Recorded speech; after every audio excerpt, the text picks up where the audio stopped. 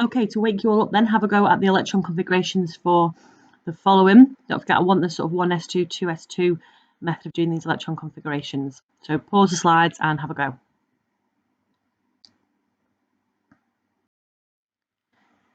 Here is what you should have got, and you must note that the one at the front is big, so that signifies the main shell. So 1s2 is first main shell. The S is small case, and then the 2 that tells you how many's in that S subshell needs to be little and high.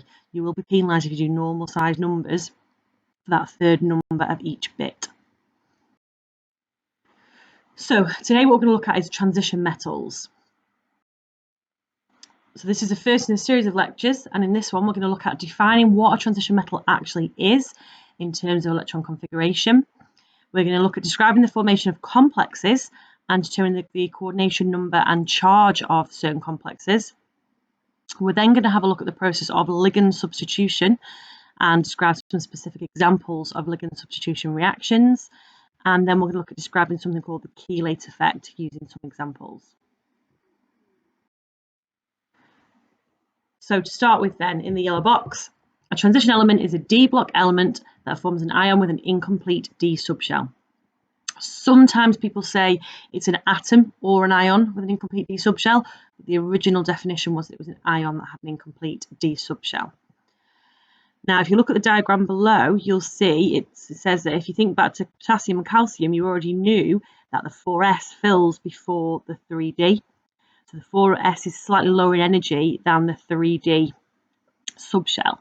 However, when they empty, so if you're forming ions, you also lose the 4s first. So it fills first, but when you form ions, you don't take from the 3d, which you would think you would because it would be the outer one. You take from the 4s. So fills first, empties first. So if you can just pause for a second and have a go at writing the electron configurations for chromium and copper, and I've given you the number of electrons to make that easier. So chromium should have got this, and copper you will have come up with this. Now that is the answer that I would expect you to come up with. However, the reason I've picked these two is if you look at the ends of them both, so 4s2, 3d4, and 4s2, 3d9, there's actually something you can do with those to make them a little bit more stable.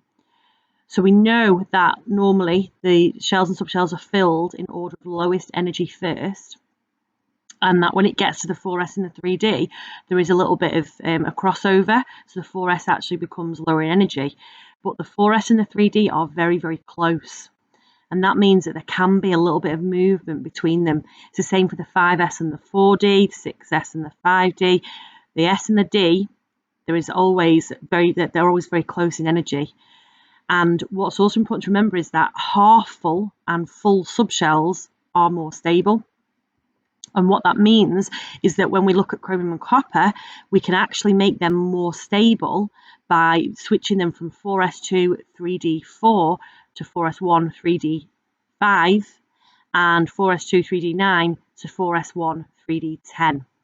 So wherever you see s2d4 or s2d9, you will swap it. You'll take one out of the 4s, make it 4s1, and put it into the 3d to make it either half full or full, and that just adds a little bit of stability. But just to exemplify that, if you look at this diagram, go down to the fourth one down, which is chromium, you can see that the actual electron configuration is 3d5, 4s1, where we would normally have predicted 4s2, 3d4. And like I say, that's because by moving that one electron out of the S2, making it S1, and putting it into the D to make D5, you've got two half full subshells, which are more stable. And it's the same for the one down the bottom there, copper. You would predict that would be 4s2, 3d9. But again, you can just take one out of the S, put it into the D, so you've got a full and a half full, so they are more stable. So they do not fit the pattern because you can have this movement to give extra stability. It will only happen with D and S, so 3D, 4S, 4D, 5S, and so on. It's the only place that happens. Just to point out two other little features as well then. So if you look at scandium, Scandium only forms a 3+ ion. It's the only ion that it forms. And if you form a 3+ ion out of it, you will see that its 4s electrons both go, and its 1 3d electron goes. That means it does not have a partially filled d subshell. It's empty, it's not partially filled. So scandium is not actually a transition metal. It's the same with zinc down at the bottom here. It forms a 2+ ion, so it loses its 4s electrons.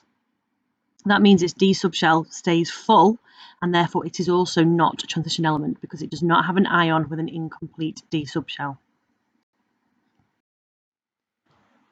Okay, let's just check that we can also do electron configurations for ions. So if you can pause the slides and write the electron configurations for V2+ and V3+, bearing in mind that when you form ions, the 4s electrons are lost first. So pause and have a go.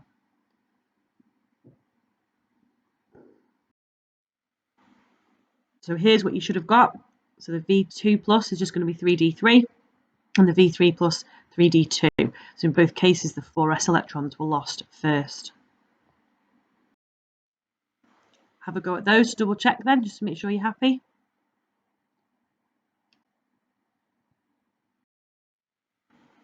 And that's what you should have got for those.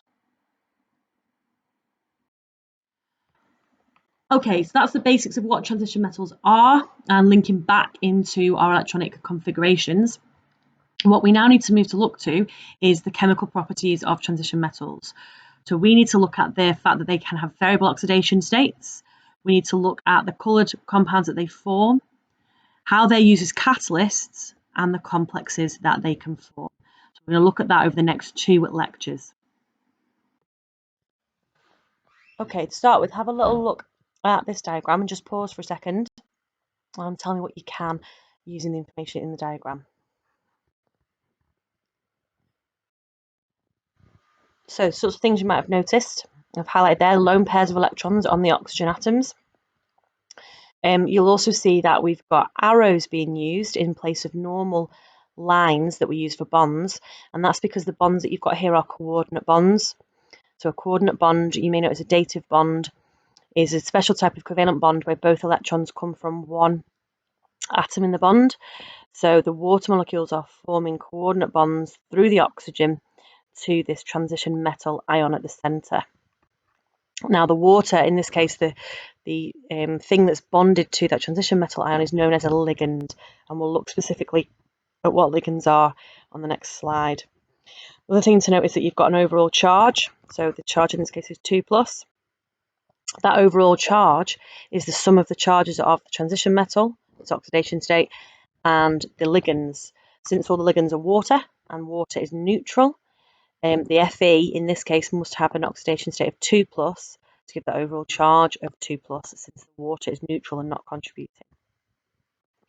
So this is an example of a transition metal complex. It's a transition metal ion in the centre, surrounded by ligands that are bonded to it using coordinate bonds. So a ligand is a molecular ion that can donate a pair of electrons to the transition metal ion to form a coordinate bond. So obviously it needs a lone pair of electrons to be able to form a coordinate bond to the transition metal ion. So in this case, it's a ligand that's a molecule, so water, and these ligands are forming coordinate bonds to that transition metal ion in the middle, which makes a complex. And in this case, again, as before, the oxidation state of the ion is 2+, and all the waters are neutral, so the overall charge is 2+ on this complex. Now, ligands can sometimes just form one bond. So if you've got a monodentate ligand, that is an atom or molecule capable of binding to essential metal ion once. So for example, water, ammonia, they have one lone pair, so they can form one coordinate bond per molecule. They are monodentate ligands. You can also have bidentate ligands, and that is where you've got a molecule that has 2 lone pairs, both of which could form a coordinate bond. So if you look at the 2 classic examples on the right, you've got 1,2-diaminoethane and the ethane dioate ion. They both have 2 lone pairs as highlighted in red, and each of those lone pairs could be used to form a separate coordinate bond. You can get more than that, so you can have multidentate ligands where there's more lone pairs that can be used to form coordinate bonds. So the most that you're likely to come across is 6. So you can get ligands that have got 6 lone pairs that can be used to form coordinate bonds, all from within the one molecule. So multidentate does include bidentate ligands, obviously not monodentate, because that would be just the one pair that can be used. Another definition then of complex ion is a transition metal ion bonded to one or more ligands by coordinate bonds. So we've just been looking at complex ions. So the ion in the middle, and it's got coordinate bonds from any number of ligands, 1 to 6. So this is an example of a complex or a complex ion. So you've got your iron in the middle, your transition metal ion, and you've got 6 water ligands, all forming one coordinate bond each to that central metal ion. In this case, our overall charge is 2 plus. The overall charge, as I've mentioned before, is the sum of the ligand charges and that of the metal ion. So in this case, like I said before, because all the waters are neutral, that must mean that the oxidation state or charge on the ion in this case must be 2 plus. So I've given you 3 new complexes here to have a look at. So you've got a copper complex on the left, cobalt in the middle, and an iron complex on the right. And what we need to do is pause the slides for a couple of seconds so you can work out the overall charges for each of those complexes. And I've given you a list of ligands at the top with their charges in case you're not sure.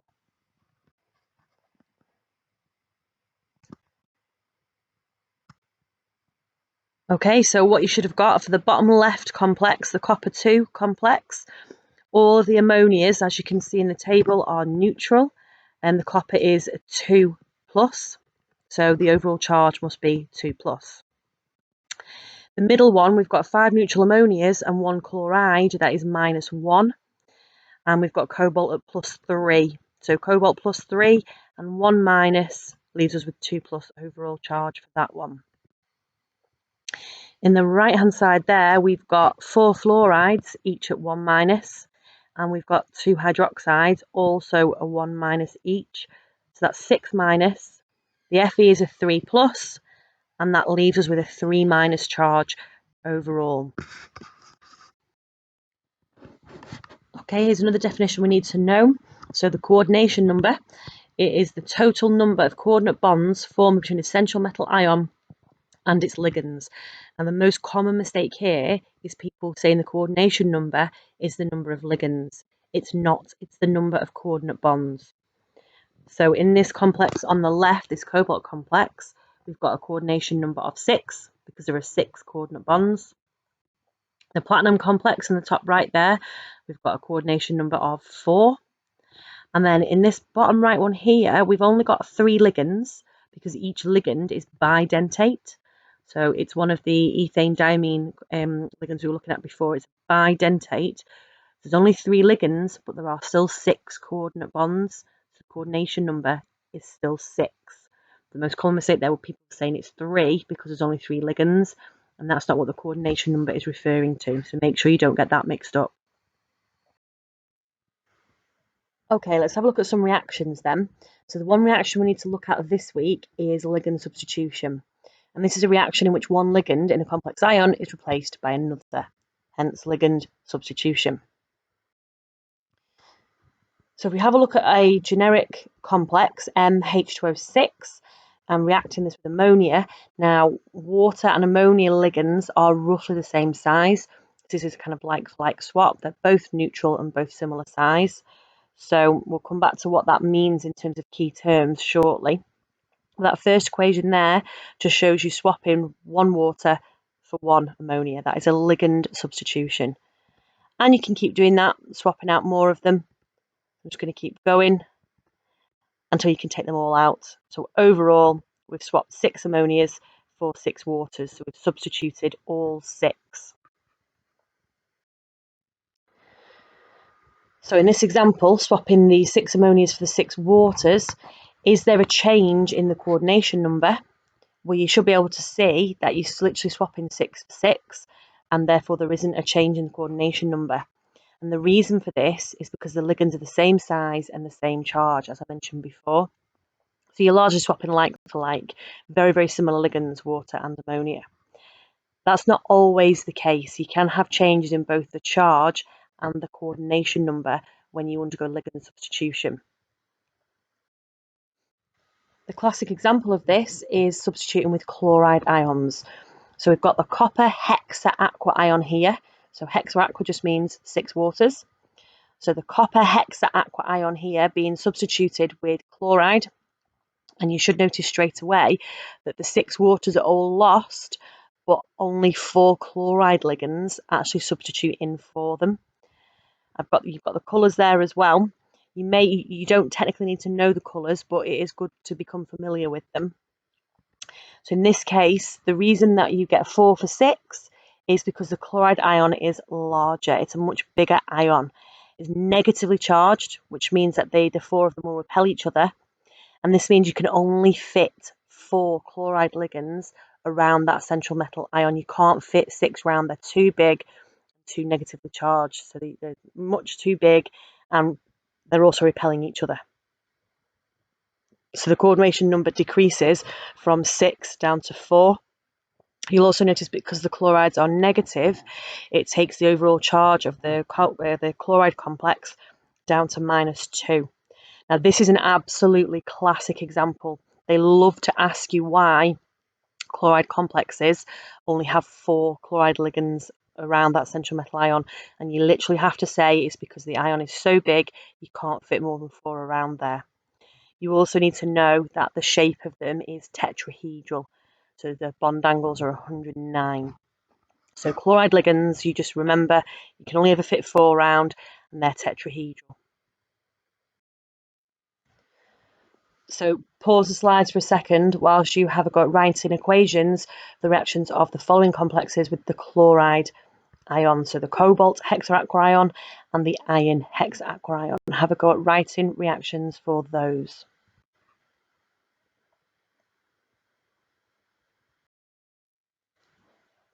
So let's have a look at what you should have got. For the first one, you should have got that. And the starting complex is a pink solution, and the chloride complex is a blue solution. So we did say before these are colourful, so you do see some quite neat colour changes with these. And the same again for the iron one, so we go from an orange solution to a yellow solution. Note in each case, your coordination numbers dropping from 6 to 4 because those chloride ions are so big you can't fit more than 4 around the central metal ion. Another thing to note with these reactions, if you look on the left hand side and add up the number of moles that you have, it's 5, and on the right it's 7. So that means that you have an increase in entropy, an increase in the disorder of that system because of that increase in moles. However, there are more coordinate bonds to be broken than are formed, and the ones that are formed are not very strong. So overall, the reaction is endothermic because you take in more energy to break the bonds than you give out when those new, less and weaker bonds are formed. So these reactions are endothermic. The reactions are generally readily reversible. So this one at the bottom here is an example. It's very readily reversible, and this actually is using a test for water. So if you've got blue cobalt chloride paper, it turns pink in the presence of water. You may have seen that if you ever did the combustion demonstration in GCSE. The test for water was to put some blue cobalt crystals in the sort of trap and watch them go pink because water was produced during combustion. So you may well have come across that before and just not known what it was. Okay, the final concept we're going to look at then is this idea of chelation. And this chelation occurs when you have complexes with multidentate ligands. So ethylene diamine, this was an example of a bidentate ligand.